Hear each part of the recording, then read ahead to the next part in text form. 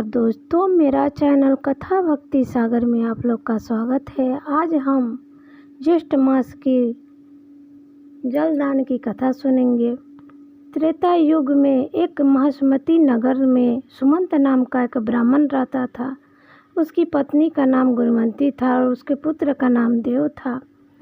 देव समाधि लेने के लिए जंगल में जाता था। एक दिन देव समाधि लेने के लिए जंगल में गया। वहाँ तालाब किनारे जाके पानी उनी पी के अपना समाधि लेके सो गया, लेट गया। उस जंगल के सभी जानवर उसी तालाब के किनारे पानी पीने जाते थे, लेकिन जब देव समाधि लिया था तो उसको देखकर सभी जानवर भयभीत हो गए और वहाँ पानी पीने नहीं गए, जिस कारण बहुत जानवर तो प्यासे तड़पते रहे, कुछ की तो मृत्यु हो गई। इधर देव समाधि लिए लिए उसको शाम हो गई। शाम को आँख खुली तो अपना उठ के घर आया। उसके कुछ दिन के बाद तबीयत बिगड़ गई, उसकी मृत्यु हो गई। उसे पशु हत्या का पाप लगा। इसी तरह उसकी पत्नी का भी मृत्यु हो गया। कुछ दिन के बाद वह अस्वस्थ हो गई, उसकी भी मृत्यु हो गई। उसका एक पुत्र भी था। दोनों पति पत्नी की मृत्यु होने के बाद उसे पशु हत्या का पाप लगा था, इसलिए उन दोनों को पशु पक्षी में ही जन्म हुआ। वो दोनों जातक जातकी के रूप में जन्म लिए। उनके घर के बाहर एक पेड़ था।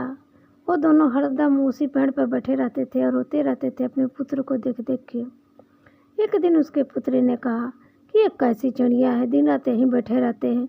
उसने क्या किया, उस पेड़ के डाली में आग लगा दी, जिस कारण जातक जातकी के पैर में जल गए और वो गिर के छटपटाने लगे।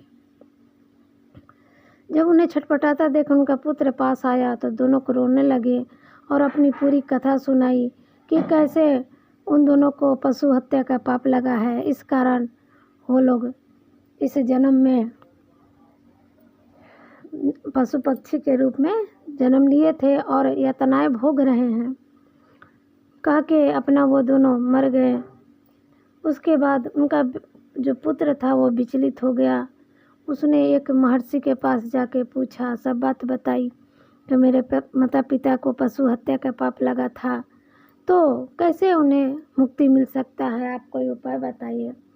तब वही ऋषि मुनि ने बताया कि ज्येष्ठ मास में जहाँ जहाँ जंगल में जो तालाब नहीं है, पानी तालाब में सूख गया है, उसमें पानी डाल दो।